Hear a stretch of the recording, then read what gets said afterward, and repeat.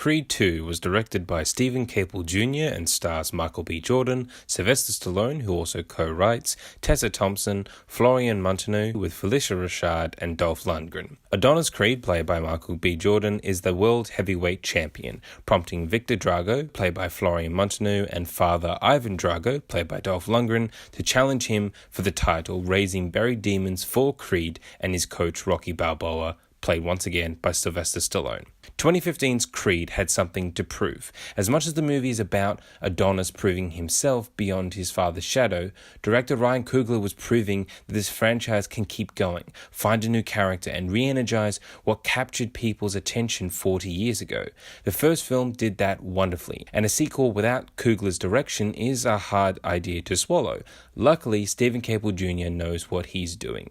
In 2 scenes, introducing the Dragos composed against Adonis becoming the champ, we begin the struggle of 2 men, sons, literal and figurative, of fighters who went to war with each other and still hold locked away pain imprinting on this new generation.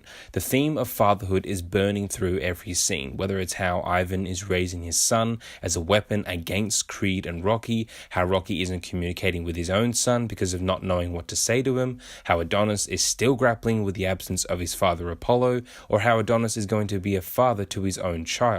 It's a beautiful and powerful story to tell that thankfully carries on the strength of the first movie and doesn't forget that these films are the best when they're character dramas. Michael B. Jordan, Tessa Thompson, and Sylvester Stallone once again perform their characters beautifully, with new and difficult relationships to experience that give us some amazing and heartbreaking scenes. What stuns one the most is how mature and capable the Dragos are handled in the sequel. Having heavy ties to the dumbest Rocky movie ever is tricky and seems ill-informed at first. I was very hesitant to this idea, but Lundgren is fantastic by giving Ivan an actual character, and Florian Munteanu does great work seeing as he's never been an actor before. Stephen Caple Jr. directs scenes to their absolute emotional limit and handles the scale of this kind of movie with aplomb. He and cinematographer Kramer Morgenthau shoot particular scenes with gorgeous lighting that might outdo the first movie's more documentarian look.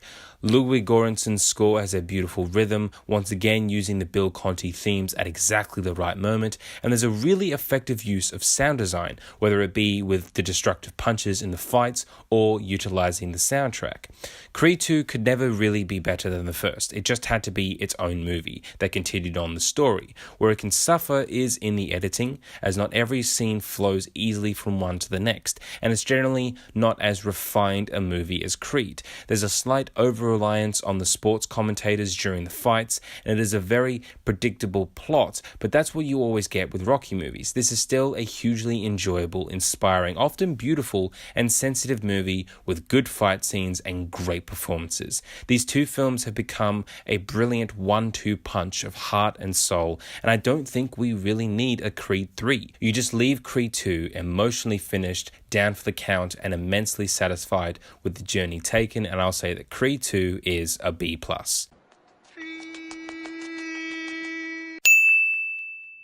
So Creed 2, have you seen it? What did you think about it? What did you think about this review? Let me know down below if you want more Mr. Movies. Follow the links coming up right now, and thank you for watching.